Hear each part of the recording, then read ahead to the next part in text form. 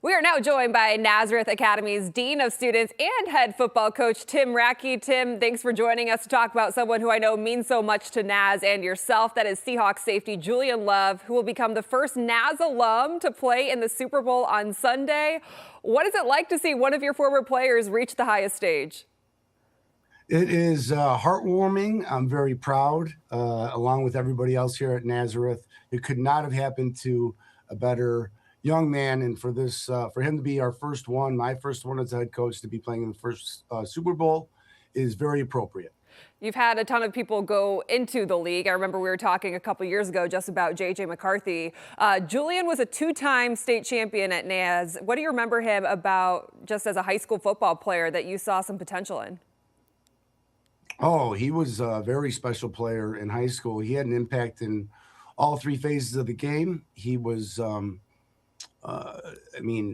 he had an impact in special teams, offense, defense, just a big playmaker. But, and you see all the highlights. But what I remember is just what a great teammate he was. Never really pounded his chest. When he scored touchdowns, he would give little kids that were at the game high fives and then celebrate with his teammates. He just played the game the right way and never wanted to come off the field. I mean, usually when you have a talent in high school that is that big time on both sides of the ball, they kind of want to shy away from special teams. But Julian was an example of what a complete high school football player should be. Do you have any plays that stand out in your memory?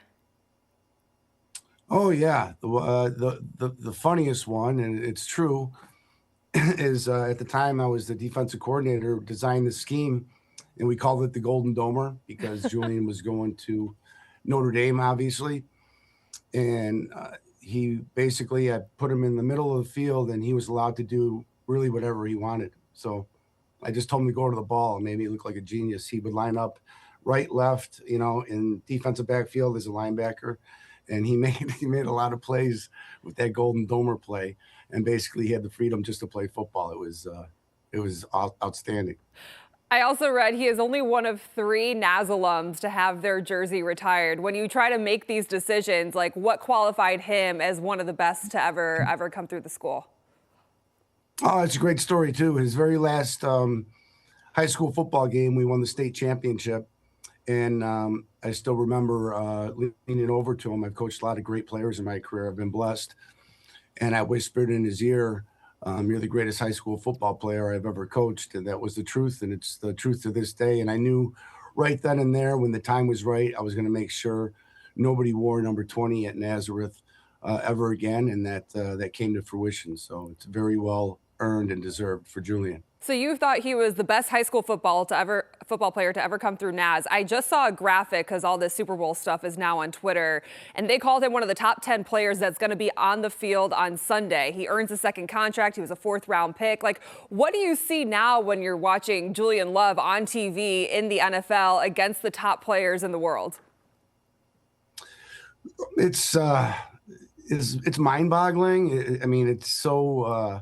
But yet it's not surprising because I know how his work ethic has been since he was a teenager, and how he has stayed even keel, and he's such a tremendous amount of poise, and he's maintained that, and along with his humility, not forgetting where he's from, or how hard he has to work to get what he's earned. And so it's just makes me incredibly proud as a head coach, and I'm still tight to him. To this day. I mean, we text all the time. I talk to him all the time and help him with his youth camp in the summer. He puts on a free youth camp. So it's been beyond special for me. Yeah, and I was reading too, one of the most prestigious awards in all of football is the Walter Payton Man of the Year award, and he is the nominee for the Seahawks this year. He still lives in the area in the off season. As you mentioned, he does the youth camps back at Naz in the off season and over the summer. Like, what is the importance to Julian Love and Naz and the community and what he does to give back? That's what separates him, and what makes it so easy for me as a head coach, because his legacy lives on here at Nazareth, because he comes back and he connects with all the Nazareth football players. So just the example that he is off the field, and how he does things the right way, and how he gives back to the community, and how he's so kind and always asking others how they're doing. And giving time to little kids or anybody really who wants to spend a moment with them. Uh, he'll spend that moment with them because he knows he's in a blessed place, and he's very family oriented.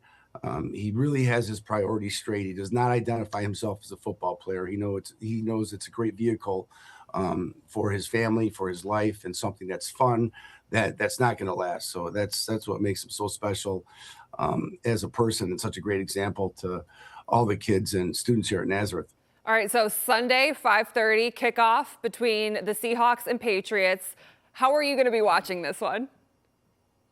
I will actually be in Florida, Oh, and good for people were you. asking me if Julian was going to give me a ticket, but I know how hard that is even for players to get tickets. I'm like, he's got to take care of his family first. I think players only get 2 free tickets or 2 discounted Mm-hmm. tickets. And sure enough, I know he's taking care of his wife's side of the family and his family, who both families are awesome because his wife went to school here as well, graduated from Nazareth. So it's just a wonderful story. I'll be enjoying it in Marco Island, Florida, with my buddies. We go every year. Oh, So I great love time. that. I know you're going to pick the Seahawks. Do you have a score prediction, though? Oh, defensive battle for sure. Um, I know it's going to be low scoring. It's going to be 24-21 Hawks. All right, I'm right there in that same range with you. Tim Racki, we appreciate your time. Thanks for having me on, Cassie.